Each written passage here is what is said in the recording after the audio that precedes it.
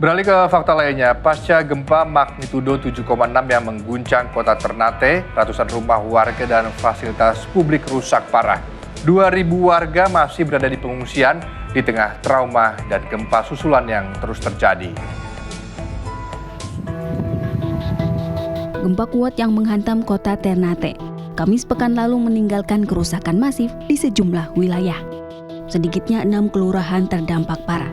Rumah warga, sekolah, kantor, dan rumah ibadah mengalami kerusakan berat hingga sedang. Pemerintah kota Ternate menetapkan status tanggap darurat selama 14 hari, terhitung sejak 2 April untuk mempercepat penanganan bencana. Hingga kini pasca gempa tercatat, 233 bangunan mengalami kerusakan. Sementara itu, hampir 2.000 warga masih bertahan di 29 titik pengungsian dengan keterbatasan.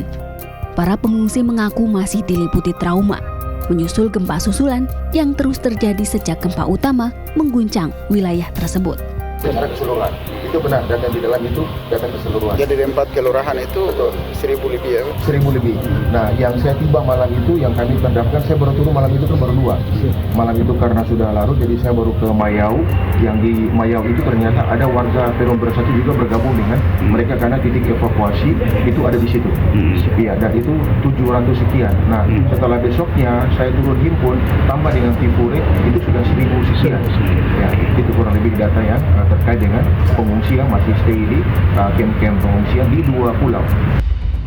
Distribusi bantuan dilakukan melalui jalur laut, menggunakan kapal Basarnas dari Pelabuhan Ahmad Yani menuju Pulau Tifure dan Pulau Mayau yang menjadi wilayah terdampak parah.